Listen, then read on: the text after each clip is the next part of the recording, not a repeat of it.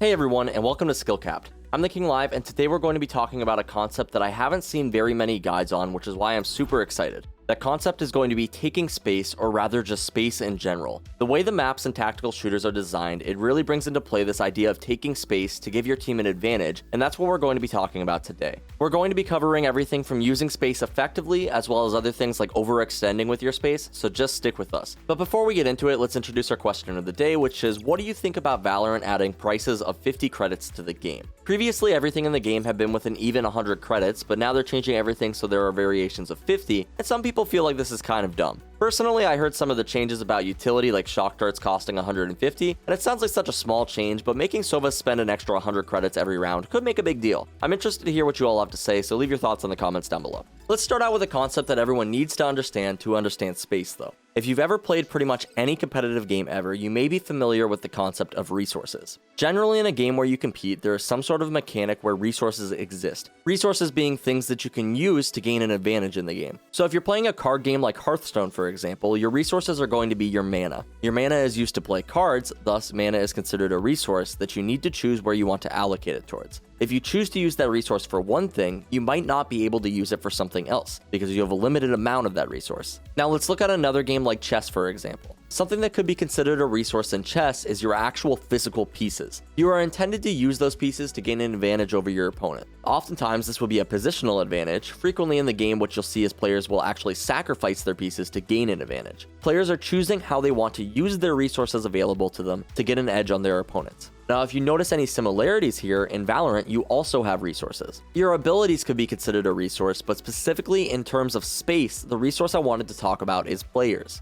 Because a lot of times, players don't actually think of their 5 team members as resources, but I encourage you to shift your perspective here. The reason this is important is because you need to understand that each round you are actively making the decision of where you want to allocate those resources. Remember with our Hearthstone example, we talked about how if you spend your resources to play one card, you may not be able to play another card. In Valorant, if you have too many players in one area of the map, this means it's unlikely you're going to be able to make something happen on the other side of the map, because you're investing a lot of your resources into one thing, so that's going to make it more difficult to do other things. Now, before I move on, if you guys are following me, this is the kind of stuff that we like to go a lot more in depth on skillcapped.com. We have a lot of videos from lineups to Smurf commentaries where a higher ranked player walks you through how to carry in your rank, so if that's the kind of stuff you're looking for, be sure to check it out. It's also backed by our rank improvement guarantee, so if you don't find value out of it, it's literally no risk. Come join over 500,000 satisfied members, improve that KDA, and get the rank that you've always wanted at skillcapped.com. Link in the description below. Alright though, if I lost you on the previous analogy, here's where I'm going to bring it home. Short and sweet. If the enemy team is putting a lot of pressure towards one area of the map, this means that another area of the map, by this law of resources, has to be weak. This is why at the top level, Valorant is a game of gathering information. Your goal of Valorant should be to gather information of where the enemy team is placing their resources, or players, and determine where the easiest place to attack would be.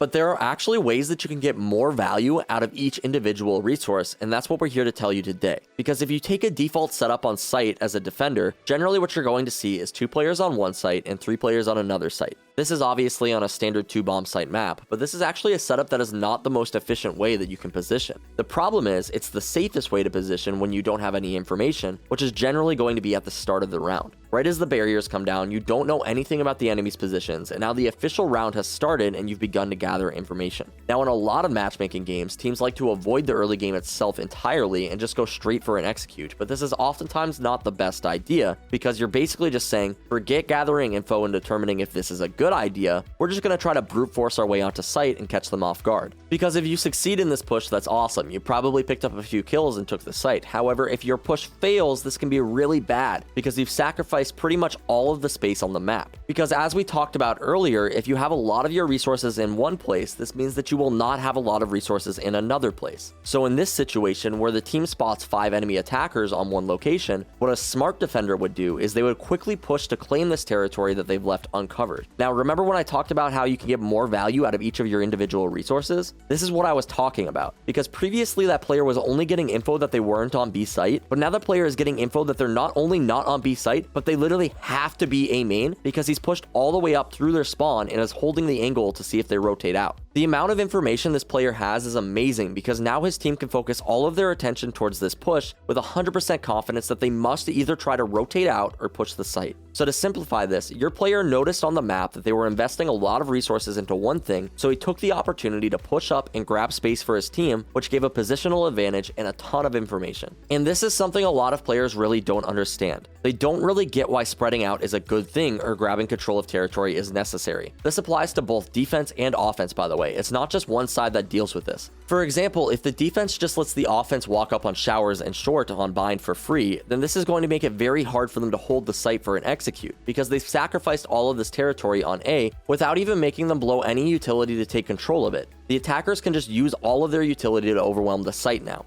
This is why it's a very good idea to have the very least show presence in these areas on the map on defense. You don't need to hunker down in areas like Hookah and fight for your life, but it's probably a good idea to show at the very least a little bit of presence to make the attackers have to be more cautious when clearing it out and burn some of their utility. This plays into an information thing here too. Keep in mind, if you know nobody is in showers, this means that it's not very likely that an A push will be taking place until they attempt to take control of showers. So your team will just have more time to react to this. This is another reason it's also a really good idea to fight for territory. To not only burn utility, but also to gain more information and better information. But the big thing I want to talk about to end this guide is the concept of give and take. Because you only have a limited amount of resources, this means that naturally, if you're going to be taking control of something, you're going to have to be giving something up generally. I say generally because a lot of players don't have a very good understanding of this concept though, and oftentimes they're being given things, but they're just choosing not to take them. For example, if you're on attack and the enemy team is playing very aggressive out of mid on Haven, this can be really scary.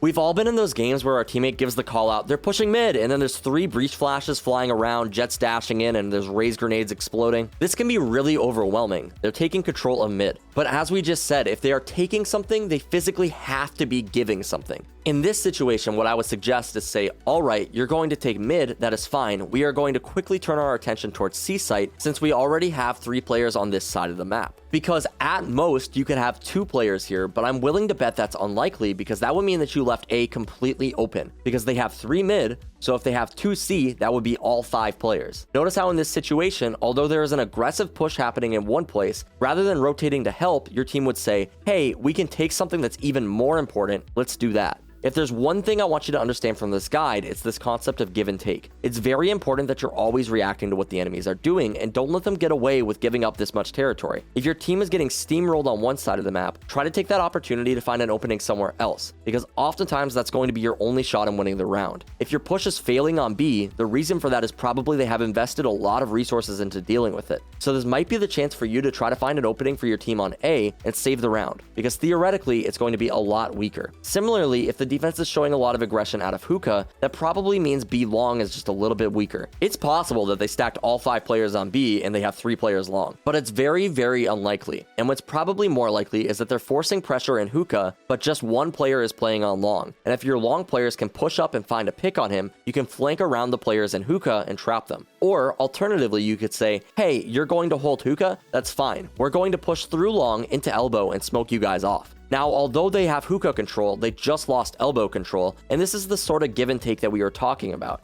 You gave them one location, but in response, you're going to decide to take another location. And this is the question you're going to have to ask yourself when determining whether or not you should push for more territory, especially for post plants. Generally, a good rule of thumb is to attempt to occupy one key area on the map. This way you can still maintain a positional advantage without stretching your resources too thin. And that's the final thing I'll talk about before I leave you guys here. Try to be mindful of when you're stretching your resources too thin. Specifically, what I mean by this is overextending when you don't really need to. What's very common is for players to overpush for territory when they really don't need to. A good example of this would be players pushing into spawn on post plant when they already have numbers advantage. If your team has numbers and full site control, it's not really necessary for you to push for more territory. Because if you keep trying to push, what is likely going to happen is that some players are going to stay back and watch the site, so you're basically making it easier for the enemy team to isolate their gunfights and get picks. As a defender coming in for a retake, I'd much rather take a fight on you while you're solo pushing into our spawn than fight you when you're buddied up with your teammate in U-Haul. By pushing spawn solo, you're stretching your team's resources too thin and are really giving up an advantage.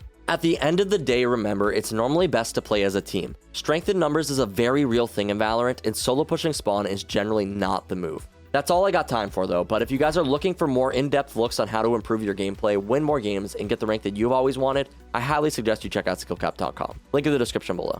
This guide was a lot of fun to make. I really enjoy talking about these concepts players maybe just don't hear as much about, so if you guys enjoyed this kind of stuff, be sure to send this video to a friend to let us know that you want more of this. You all know the drill. If you enjoyed the video, be sure to drop a like and subscribe to the channel down below. We upload tons of guides on Valorant, so if this is your cup of tea, we're definitely the channel for you. As well as, don't forget to answer our question of the day, which was, what do you guys think of Valorant adding increments of 50 credits to different things in the shop? We'd love to hear what you guys think. As always, I'm the King Live, and we here at Skill Capped want to thank you all for watching. We'll catch you in the next one.